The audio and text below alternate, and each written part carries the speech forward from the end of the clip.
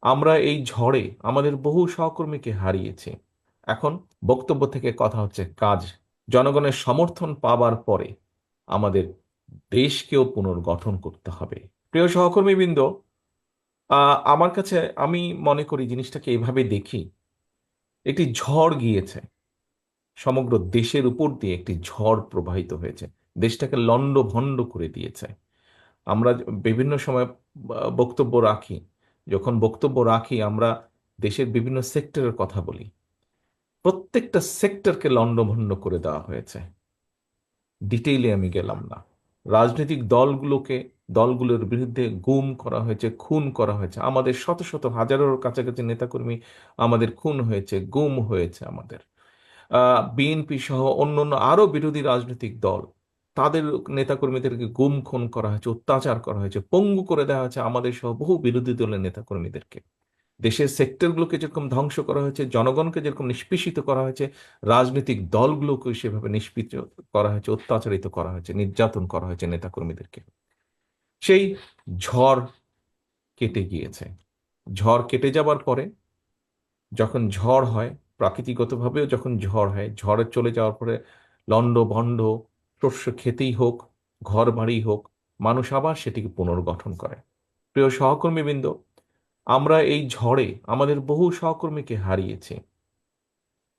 রাজনৈতিকভাবে অনেকজনকে হারিয়েছি, প্রাকৃতিকগত কারণভাবে অনেকজন বিভিন্ন কারণে হয়তো সরে গিয়েছে রাজনীতি থেকে। আমরা সেই জন্য দলকে আবার পুনর্গঠিত করব। এখানে নজরুল ইসলাম খান সাহেব খুব সুন্দর একটি কথা বলেছেন।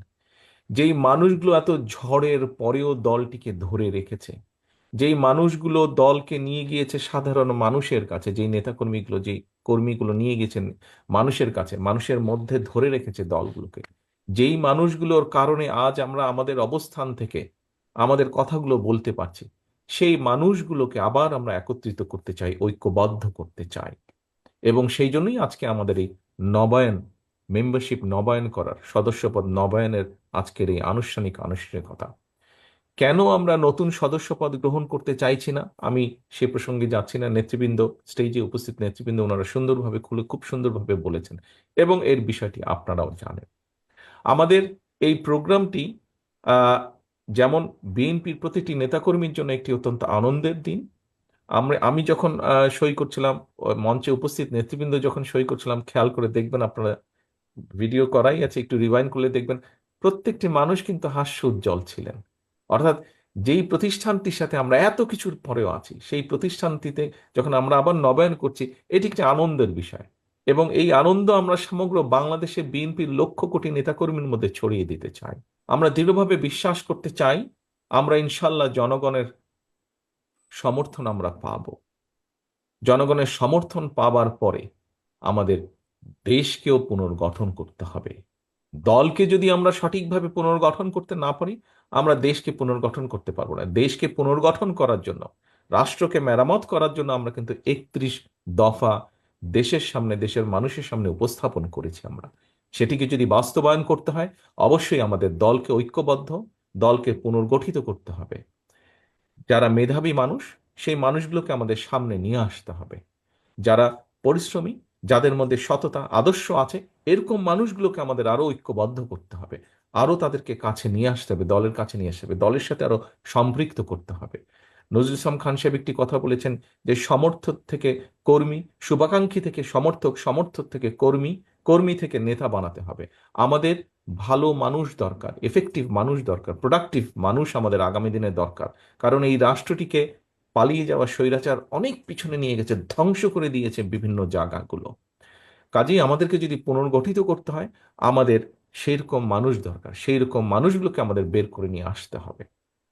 কাজেই সহকর্মীবৃন্দ, আজকে যেই কর্মসূচি আমরা শুরু করলাম, আমার সামনে আমি যেই নেতৃবৃন্দদেরকে দেখতে পাচ্ছি, এখানে আমাদের জয়েন্ট সেক্রেটারিরা আছেন, এখানে আমাদের বিভাগীয় সাংগঠনিক সহ সাংগঠনিক নেতৃবৃন্দ আছেন।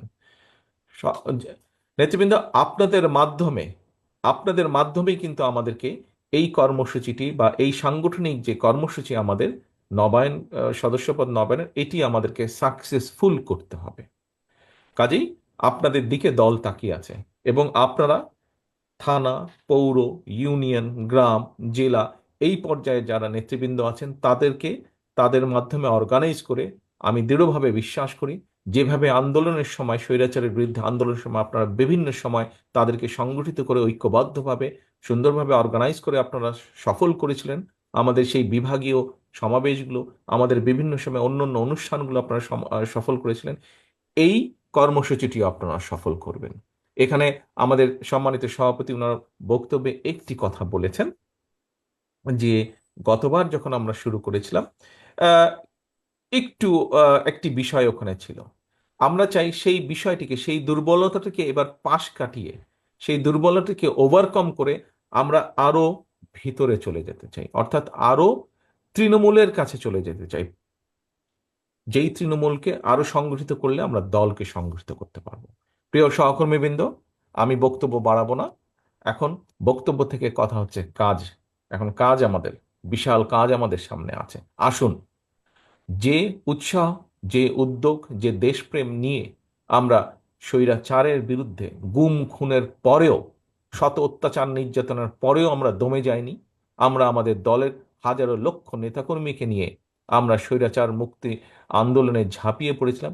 ঠিক একইভাবে আসুন আজ আমরা আবার দলকে পুনর্গঠিত করার জন্য, কারণ এই দলকে পুনর্গঠিত, যত শক্তিশালী পুনর্গঠিত ঐক্যবদ্ধ আমরা করতে পারবো, আমরা আগামী দিনে আমাদের 31 দফার মাধ্যমে রাষ্ট্রকে তত দ্রুত আমরা মেরামত করতে পারবো, রাষ্ট্রকে আমরা পুনর্গঠন করতে পারবো। আসুন আমরা আমাদের কাজ শুরু করি আজকে থেকে। সকলকে আন্তরিকভাবে ধন্যবাদ। আসসালামু আলাইকুম।